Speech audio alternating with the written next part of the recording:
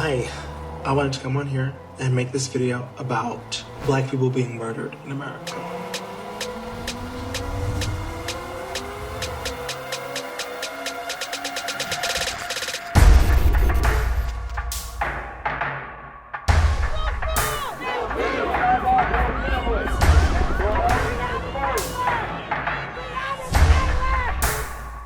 Following the murders of Breonna Taylor, Tony McDade, Ahmaud Arbery, and George Floyd, the Black community was undivided by trauma, yet flooded with questions about their feelings from white peers. All we want is justice!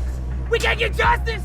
In response, Brandon Kyle Goodman took to social media in a viral video entitled "To My White Friends" to address how this emotional labor was not at the responsibility of Black people. Connect with your other white friends and your family and talk about it. Talk about how the did it take this long to recognize and do something about the pain they've been in front of you. Do not unload this onto your Black friends. Garnering over 1 million views, the Black queer actor and writer gave chilling details on the immense pain he was experiencing and challenged white people to unlearn the dynamics they allowed to contribute to systemic racism and hinder the right and ability of Black people to live fully and freely. Individuals have to make a personal choice that Black lives matter. We all have to make a personal choice that the system doesn't work and we want it to change. As a devoted supporter of the Black Lives Matter movement, Brandon pushes for more inclusive stories as a staff writer of Netflix's Big Mouth and electrifies on screen by giving voice to queer Black people. And this is why we had to honor him as one of REVOLT's Black History Month makers, brought to you by Levi's.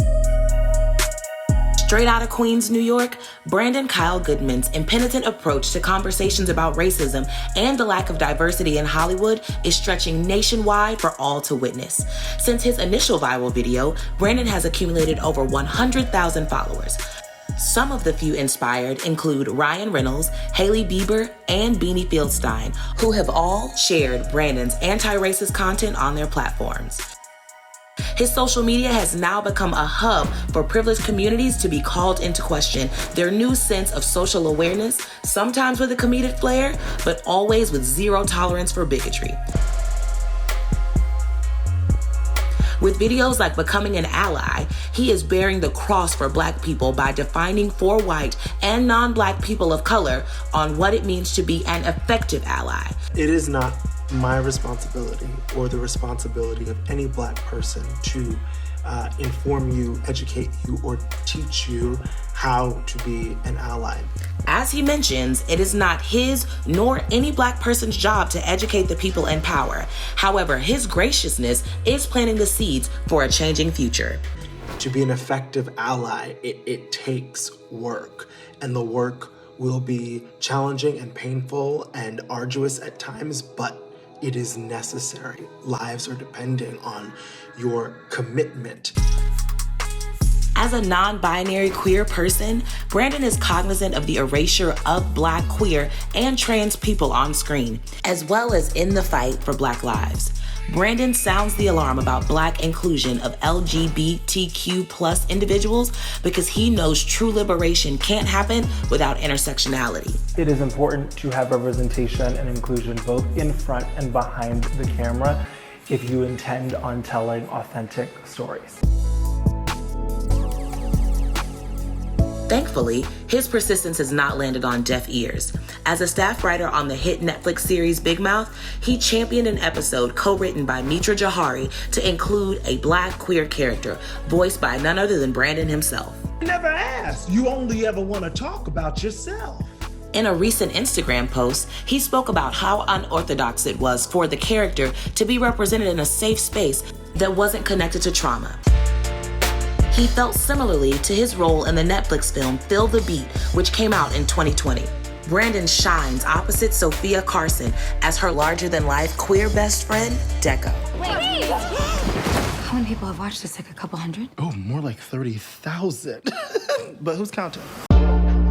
Audiences were overjoyed to see a family-friendly movie be intentional on having an inclusive cast from race, gender, sexual orientation, and body type. Set in a rural town in Wisconsin, Brandon's character Deco is a Black, sexually fluid person who doesn't dim their light to make others comfortable. This project aligned with Brandon's purpose of allowing characters to not be defined solely by their identity, but further inspiring hope for people in a small town who are queer and non-white.